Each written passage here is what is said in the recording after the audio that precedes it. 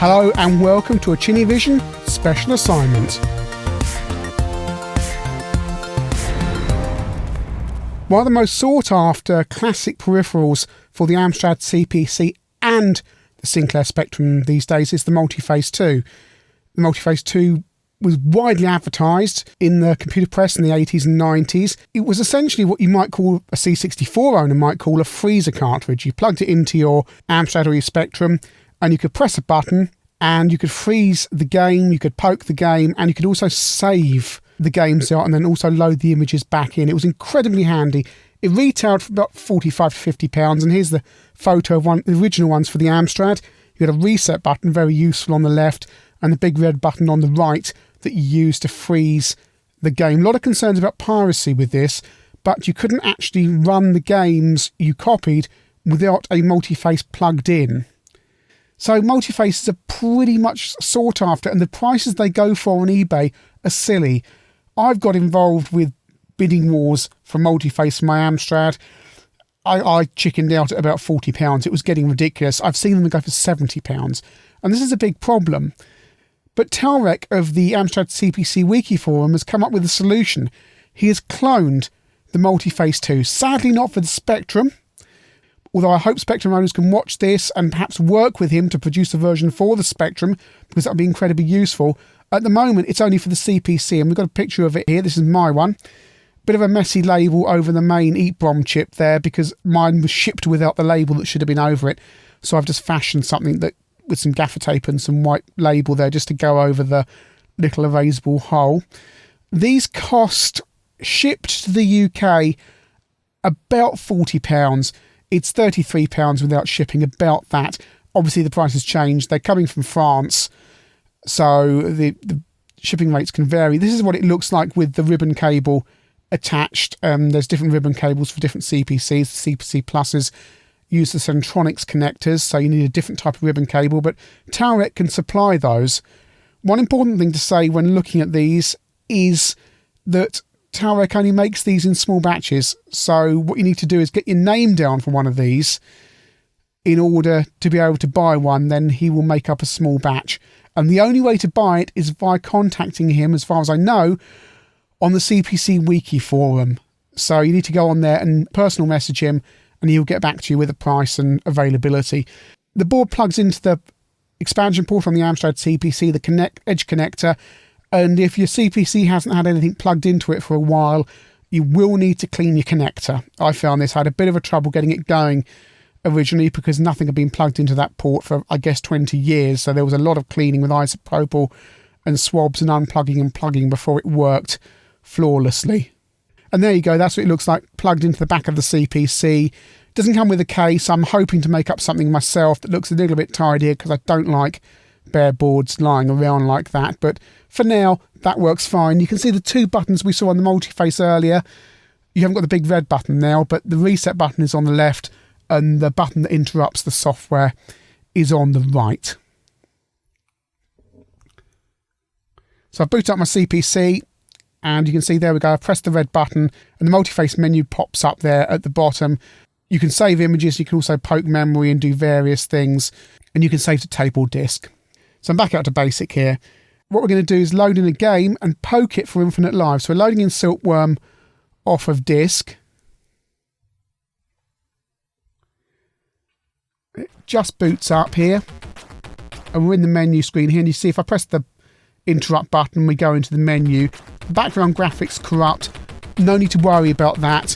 That's because of the screen mode change in order to get the menu on the screen there. It doesn't interfere with the program at all.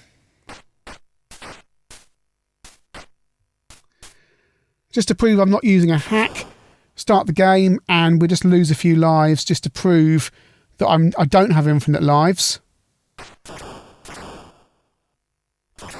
Forward this on, it's game over, so there's no hacks in there. This is the game with normal lives. So I've got an issue of Amstrad action here with a poke for Silkworm. So I pressed the button, interrupted the software, and in we go. I need to poke this as a hexadecimal value, so I'm going to press H from the page of Amstrad action. So we're going to address 4D69H, and we're going to poke it with 0, 0, and that should give us infinite lives.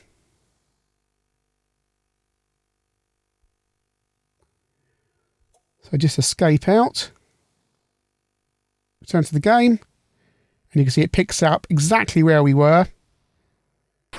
I believe the Multiface has a little bit of memory in there to enable it to freeze the system, and off we go. Let's lose a life. 3 lives at the moment.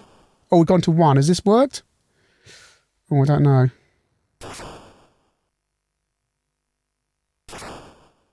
No, still got 1. I think this has worked. Yeah, we've got infinite lives working. Has any more disappeared?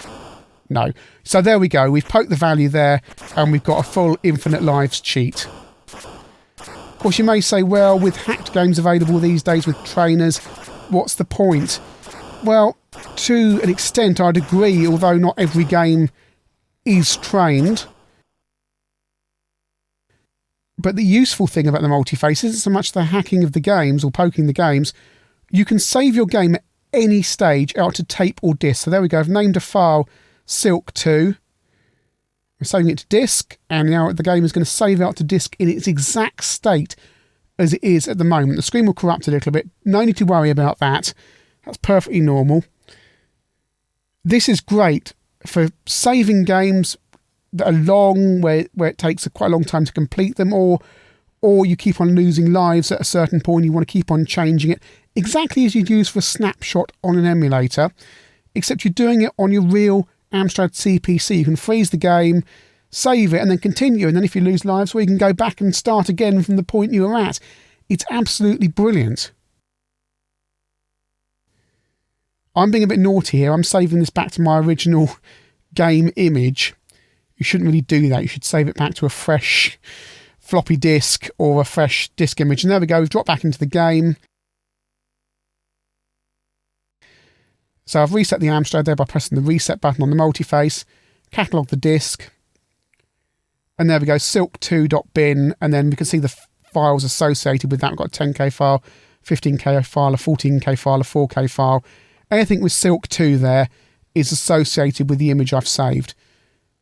So this needs to load up again. So again, you get a little bit of corruption there. Nothing to worry about. It's just loading the game in. Takes a little while. There's no speed loading or anything like that. It's got to load all this in. And there's no loading screens or anything. It's just loading it all back into memory. Takes a little while. I'm not going to edit this. I'm just going to show exactly how long this takes. There's nothing to worry about. It's just, this is perfectly normal for how long a Multiface takes to load back in. Obviously, you can do this from tape as well. And I think there's a speed load option on tape that you can save if you wish.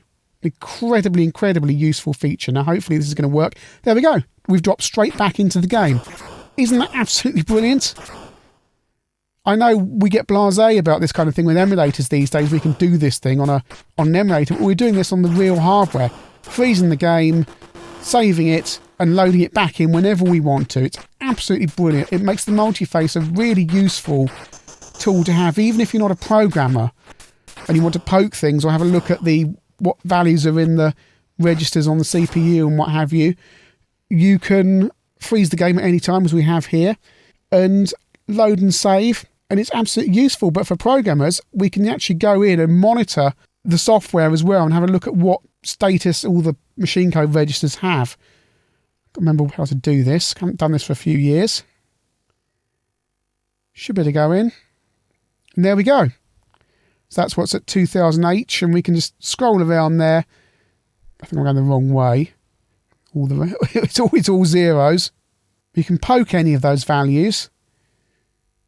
And this is really useful, not only for fiddling around with games, but also your own software. If you're perhaps producing new software for the Amstrad, you can go in, and there we go.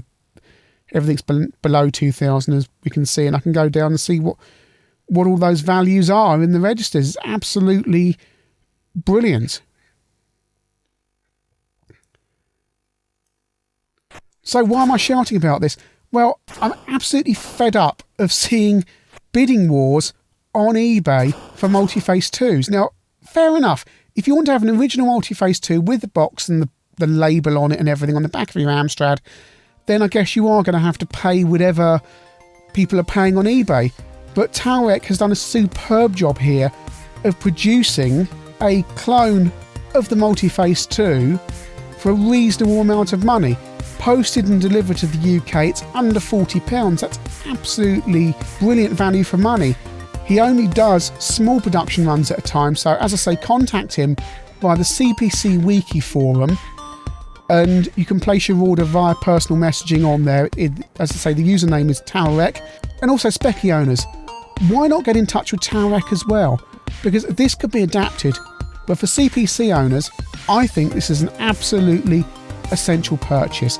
Unless you really feel the need to have that original box on the back of your computer and paying silly money, contact Talrek, buy a Multiface 2 clone off him, because it's one of the ultimate peripherals for the Amstrad CPC.